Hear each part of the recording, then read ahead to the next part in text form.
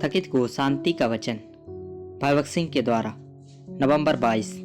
तेरे निकट आनंद की भरपूरी है। भजन संहिता 16 का 11 पद। परमेश्वर की उपस्थिति को लगातार अनुभव करने के परिणाम स्वरूप हमें बहुत आनंद मिलता है। जितना अधिक समय हम उसकी उपस्थिति में व्यतीत करेंगे उतना ही अधिक उसका स्वर्गीय आनंद हमें प्राप्त होगा। इसी के द्वारा परमेश्वर की उपस्थिति हमेशा हमारी सहायता करती है और हमारा मार्गदर्शन करती है।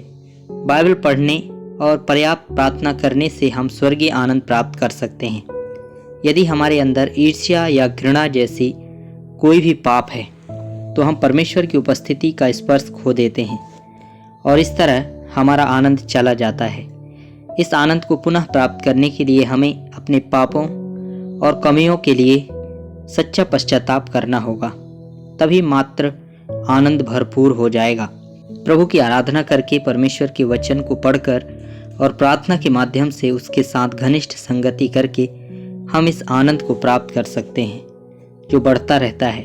हम यिर्मयाह नबी की किताब 15 अध्याय का 16 पद में पढ़ते हैं कि परमेश्वर के वचन को ग्रहण करने और उस पर चलने से हमें आनंद मिलता है।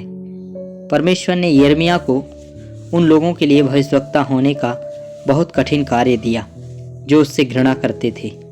वे उस पर हंसे और उसका मजाक उड़ाया और यहाँ तक कि उसे एक गड्ढे में फेंक दिया।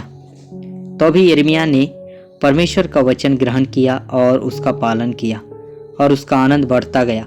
इस प्रकार परमेश्वर के वचन का पालन करने से हमारा आनंद कई गुना बढ़ जाता है। पहला थिस्सलुनीकियों 2 अध्याय का 20 पद में प्रेरित पौलुस ने थिस्सलुनीकियों के विश्वासियों को इस प्रकार लिखा, क्योंकि तुम हमारी महिमा और आनंद हो। हम प्रेरितों के काम 17वें अध्याय में पढ़ते हैं कि कैसे थिस्सलुनीके के लोगों ने सताव के बीच में भी प्रभु का वचन ग्रहण किया और विश्वास योग्य बने रहे। पौलुस ने रोम से यह कहते हुए लिखा कि वह उनके कारण अपने सभी कष्टों को भूलने में सक्षम था। उसने कहा कि वे उसकी महिमा और उसके आनंद थे। उसे आशा थी कि वे मुकुट के योग्य बनकर परमेश्वर के सामने खड़े होंगे। उसी तरह जब बहुत लंबे समय के बाद हम ऐसे लोगों से मिलते हैं जो हमारी प्रार्थनाओं, प्रेम, सेवा और बलिदान से बचाए जाते हैं, तो हमारा आनंद बहुत बड़ा होगा। हम स्वर्ग में बहुत से लोगों को देखेंगे जो हमारे जीवन और गवाही के द्वारा बचाए गए थे। इसलिए हमें अपने उन मित्रों, संबंधियों और प्रियजनों के लिए निरंतर प्रार्थना करनी चाहिए जिनका नया जन्म नहीं हुआ है।